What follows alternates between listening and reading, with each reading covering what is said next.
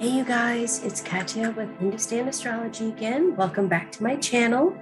And I'm doing this new series of videos where I'm doing transits and Prashna together to see if we can come up with, an answer to something or get some insight into something. And I'm focusing more on what I'm saying than on my video, so that's why I'm not turning on my camera. But in today's video, I want to talk about the recent solar flare that we just had, which is kind of waking us up because we have been at a grand solar minimum.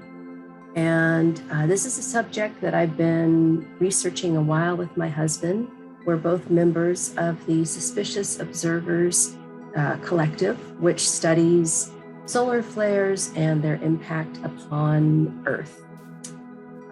So without further ado, let's go over to their website. And I want to show you,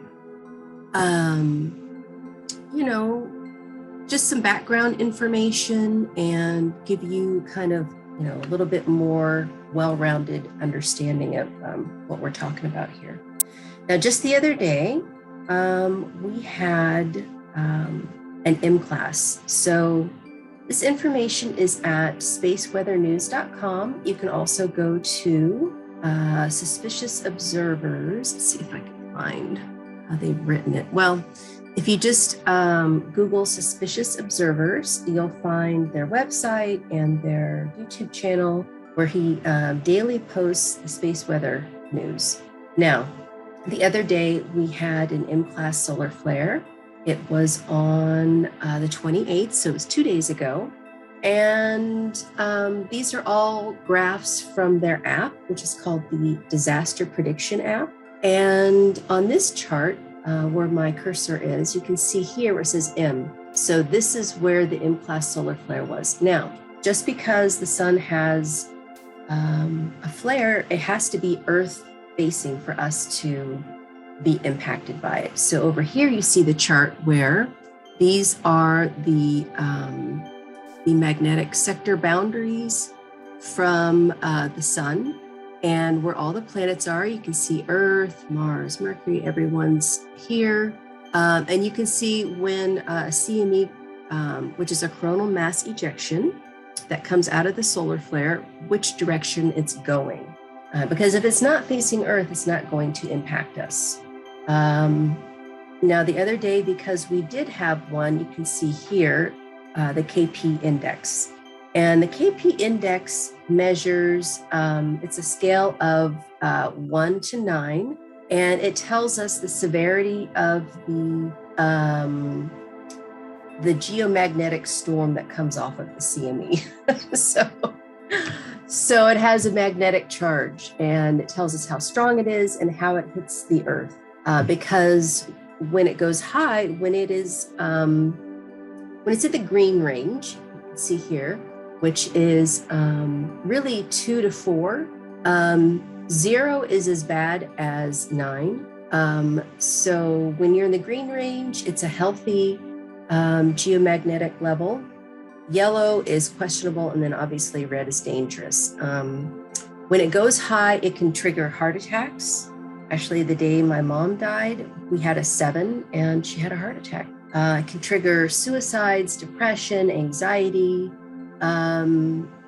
It affects our heart because our heart is an electrical unit, it has a magnetic field, just like the sun. So when we get hit with this bombardment of magnetic energy, it affects our body. And so this tells us how it affects our body, what level it's at. So the other day it was in the red zone. And if you were feeling on Saturday, anxious, depressed, look at what happened with the hurricane hitting, that definitely had something to do with the storm. And actually they trigger a lot of earthquakes. And that's another thing that this collective studies are how solar flares affect our weather on Earth, earthquakes, temperature, all of that kind of stuff. So it's an excellent resource if you are interested in this phenomenon. And he even has the aurora forecast here, which is pretty cool. So we are at what's called a grand solar minimum. I thought it would behoove us to take a look at what happens when we're at a grand solar maximum. And the last time that happened was 1859, and it provoked what's called the now infamous Carrington Event. And it was 1859. Luckily, we didn't have electricity yet, because if we did, it would have taken out the whole grid. We did have a telegraph system, and it basically fried the telegraph system. So if we have something else that's like a Carrington event, like we get hit with a 9, the KP level goes to 9 or above. Basically it would take an X class or above solar flare, Earth facing, Earth directing, to take out our electrical grid. And that's another thing that these suspicious observers research is disaster predictions. Like, okay, how would this scenario play out? How would this scenario play out? You just go to the YouTube channel, you'll see everything. But here, so just a few months before the solar maximum of 1860, during the 10th solar cycle, many sunspots appeared on the sun from August 28th to September 2nd, 1859. You can go to Wikipedia and read about this, but I just wanted you to see that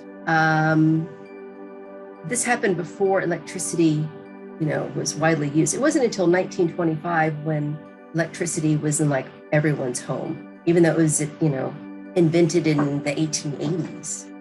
Electricity wasn't widely used till 1925. So if we have another Carrington event, y'all, we are in big trouble. So this is something that, it behooves everyone to think about. Okay, so now let's go over to Prashna's light. And I want to take a look at the Carrington event of 1859 and what causes, astrologically, what happens when we have big solar flares and how does it affect the Earth? So to start with Prashna, let's make sure we go to real time, and we see that the ascendant is at 2 degrees, 28 minutes of Vishaka, with K2 on the ascendant. So we know that our RPs for this Prashna are, the ascendant is in Scorpio, which is ruled by Mars. So Mars is the first one. So moon sign is Taurus, Venus. We have Mars, Venus. Rohini is ruled by the moon. So that's the moon. And then today's the moon. So definitely the moon is going to have something strong to do with this. But then also, I'm going to go with Mars because look at this. Carrington event ascendant is Vishaka at 1 degree. So how interesting. Yeah, the ascendants are matching. And so this makes the chart ruler for the Carrington event Mars. And where is Mars? He's over here, barely into Leo in the nakshatra of Magha. Now, the director of Suspicious Observers, Ben Davidson, he also has observed astronomically what's going on when large solar flares happen. And he's observed that there has to be a strong Saturn and Sun conjunction or opposition. And also, basically, when all of the planets line up around the sun gets very unstable.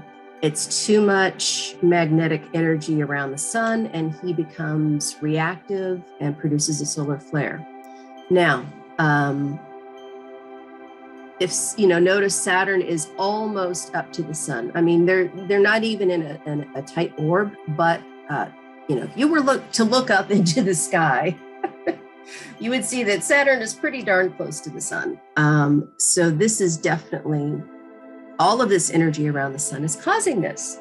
If Saturn had been over here, it still probably would have happened, okay? Now, notice that it's all in Leo. It's the sign of the sun. Hello. I mean, look at this. Mars, chart ruler, Venus, Sun, Mercury retrograde, and it's at 1313, and it took out the whole telegraph system. That's pretty crazy. And then moon, we saw in the Prashna that moon was definitely a trigger for this event. So we can definitely say that Mars and moon are definitely triggers with the sun for solar flares, but really it has to do with a tight conjunction around the sun or a tight opposition. Like if all of these guys were over here in Aquarius opposing the sun, there probably would have been a strong event as well. And then how interesting that K2 was with Saturn on this day, both breaking down things, right? But that Mercury retrograde 1313, how interesting. Now I set the chart for noon on this day because I couldn't find anywhere for an exact time of this event. So I'm just using the moon chart. Luckily, the moon is over here with all of the stuff. So we can safely say that this is the first house from the moon chart. And it's just all pointing back here, right? Moon is in Leo, ruled by the sun. Sun is in Leo, his own sign. So, I mean, this chart kind of disposits right here, right? Because the ascendant Lagna Lord is Mars, and Mars is over here in Leo, and it's all pointing to here. And I can't help but wonder, because Maga is royalty, what was going on with the ruling class, the elites, you know, the royalty of Britain and Europe and, you know, any place that has a royal class. I can't help but wonder what was going on in society at that time. I assume a breakdown of roles, probably. But yeah, isn't that interesting? So, and, you know, just the other day on Suspicious Observers, Ben was pointing to when we had the sun in Cancer at 14 degrees, which was about a month ago, and it was opposite Saturn. And he's like, I'm staying inside, I'm fasting. He fasted for like 3 days without any water because he noticed how badly his health was when we have a Sun-Saturn opposition. And he's not even an astrologer, he's an astronomer. So yeah, it doesn't matter what sign it's in, it's a matter of the aspects, you guys. But from the sidereal chart, isn't it interesting that all of this is in Leo, right? If it had been in the tropical Western chart, all of this stuff would have been in Virgo, and that doesn't make as much sense. It makes more sense that it's in Leo, the sign of the sun. So this is how we look at solar flares, you know, how it affects the body. Even here you can see, you know, mental instability from and emotional health and physical health problems too, with just looking at this.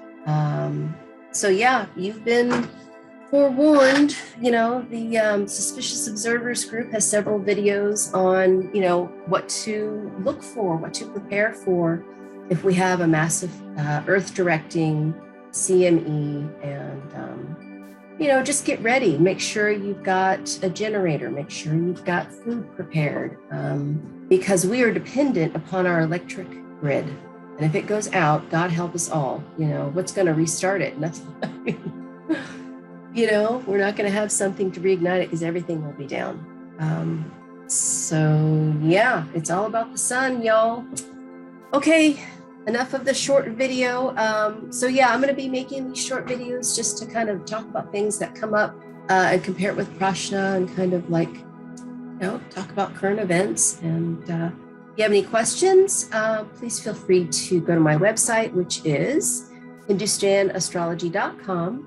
And if you want a consultation, just go up to the tab and click on that. And then my shop, I have several items in my shop, such as my Navagraha aromatherapy elixirs, bracelets, and Yantra cosmic healing discs.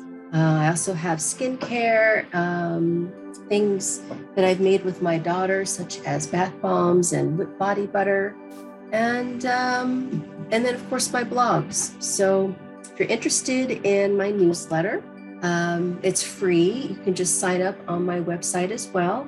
I put out a monthly report where I talk about things that I don't publish on my blog until the transits actually happen. So If you're a subscriber and a member of my website, then you will get all of this information that other people don't get until it's time. So definitely behooves you to sign up.